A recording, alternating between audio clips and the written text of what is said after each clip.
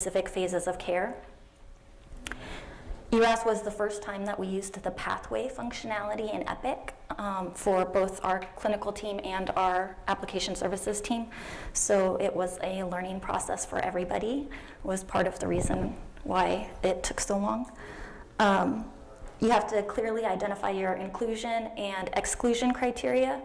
So for this pathway, our inclusion is adult elective colorectal surgeries. We have a defined list of colorectal surgeries that will trigger the pathway.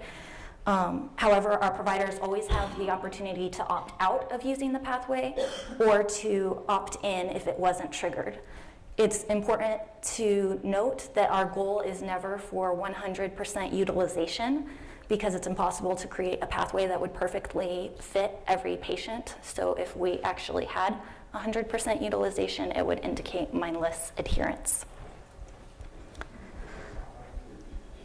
Finally, what and how are we going to measure it? What measures affect patient outcomes?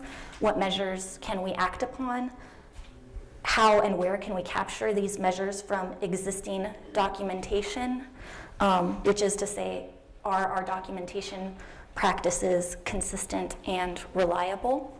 I don't know about where you all are. We've found that to be a little bit of a challenge. So I'm going to kind of walk you through how the pathway looks in Epic, which is our electronic medical record. When a surgeon selects the case request in the clinic, it will prompt this best practice advisory when they sign it. So they have the option from here to open the ERAS pathway or to acknowledge a reason why it would not be appropriate for this patient and opt out. If they choose to continue with the pathway, it will take them to pathway management, and you can see that it's suggested that they use the enhanced recovery after surgery pathway. When they select that, they're taken to the orders. So not only with this, but with most of the protocols that we've created, we've found that it takes a little bit of work with providers to shift their mindset around order sets from let's put everything we might ever want to order in one place so that we don't have to go anywhere else to get anything, to which that can increase utilization at best and make the order sets unwieldy and difficult to navigate at best, to what are the things that we always want ordered for the majority of this patient population. Providers are always able to place additional orders, but we want to promote best practice while decreasing unnecessary utilization. As a teaching hospital, we also have the consideration that residents may assume that they should order something simply because it's in an order set in front of them that was prompted. Once we've narrowed down our order set, within that we choose which items we want defaulted, which ones we want pre-selected when they open the order set. And one of the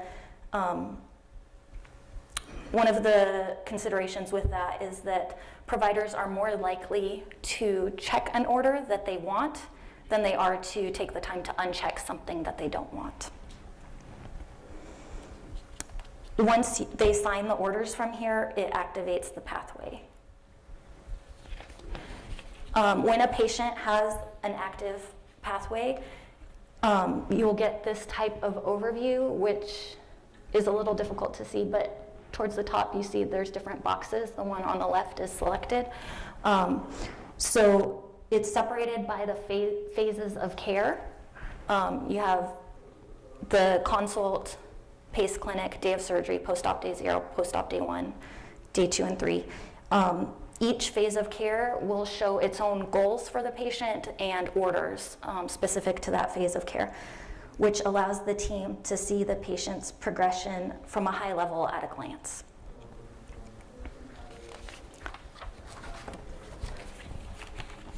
So with each of the protocols that we've developed, we want to provide the clinicians with a dashboard so that they can actually see how they're doing. because as we discussed previously, if nobody tells them, they assume that they're doing awesome. Not to say that they're not, but it's good to have data to back you up.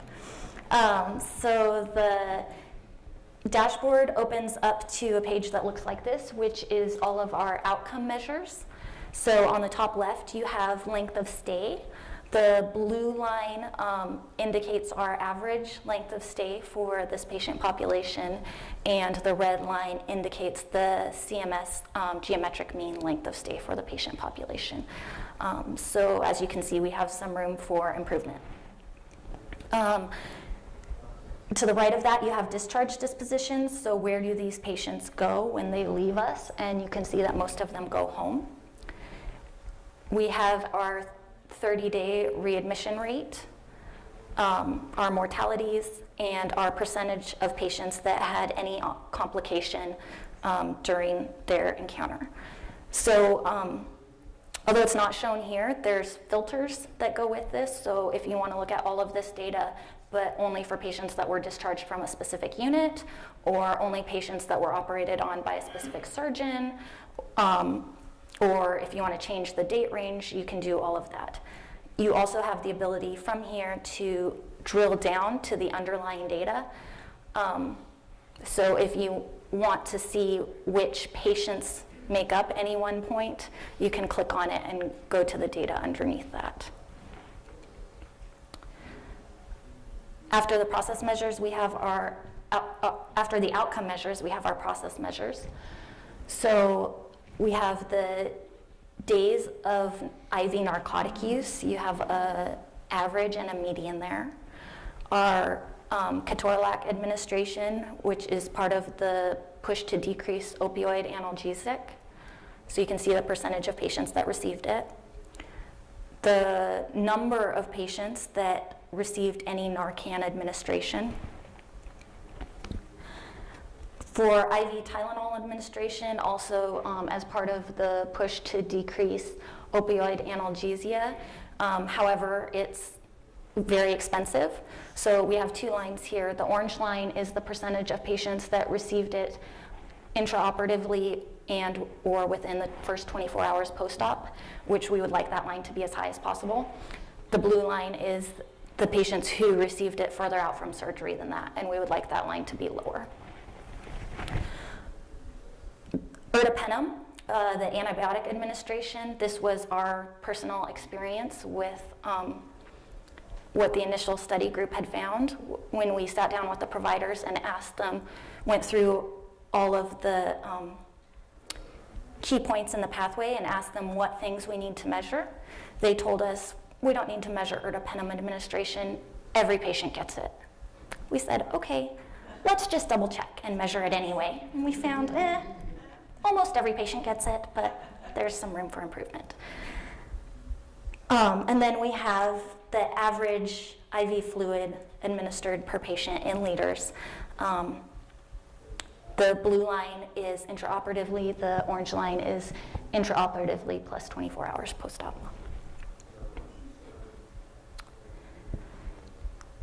So prior to because we already had a process in place, but we didn't have a pathway in Epic, the only way that we could track utilization was by whether or not the order set was used.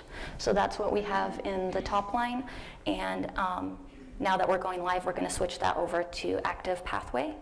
And then the bottom line is our case mix index over time. From the outcome measures on the initial page of the dashboard, you can drill down to see what's making up those numbers. So this is all readmissions. You can see the overall readmission rate over the past year was about 16%. This colored stacked bar chart shows you when those patients get readmitted. So the black portion is patients readmitted within 0 to 7 days after discharge. Orange is 6 to 14, green is 15 to 30. So you can see most of our patients get readmitted within the first 0 to 7 days, which represents a significant opportunity. The graph to the right of that is that same tracking those categories over time. So you can see the graph breaks in February and March, and if you look to the left, that's because we had no readmissions from patients discharged in those months. Readmissions by discharge disposition, so as we saw that most of our patients go home after surgery, most of the patients that end up getting readmitted were initially discharged home. The next two are interesting and will be interesting to see as the pathway, with the pathway now live, how these change over time. So the first one in the bottom middle is, the blue line is readmissions when the order set or pathway was used, and the orange line is readmissions when it wasn't. And the one on the bottom right is, the blue line is readmissions for patients that didn't have any complications, such as ileus, surgical site infection, et cetera. And the red line is readmissions with complications.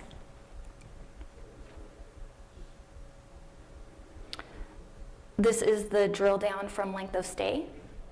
So the top left, we have, the blue line is average length of stay without complications versus average length of stay for patients who had complications. The one on the right is average length of stay when the order set or pathway was used versus when it wasn't, so good news. This bar chart across the bottom left, I'm not sure how well you can see it. This was one of the big sticking points for us with our clinicians when we were creating this dashboard. So what you're seeing there is length of stay by surgeon. Those are names of all of our surgeons across the bottom.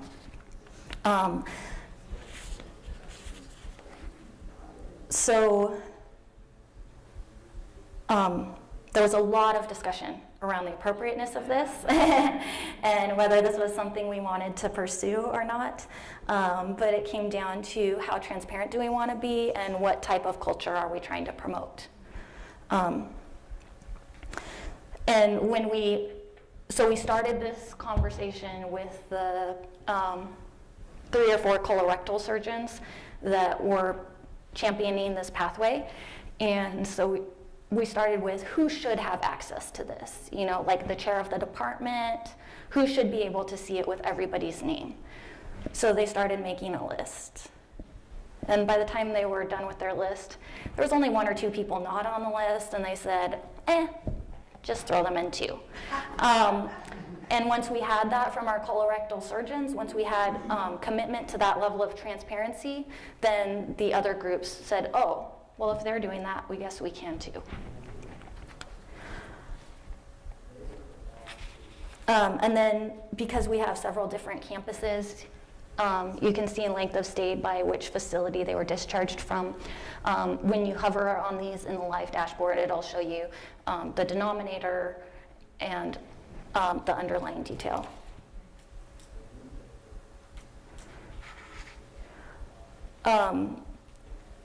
These graphs show you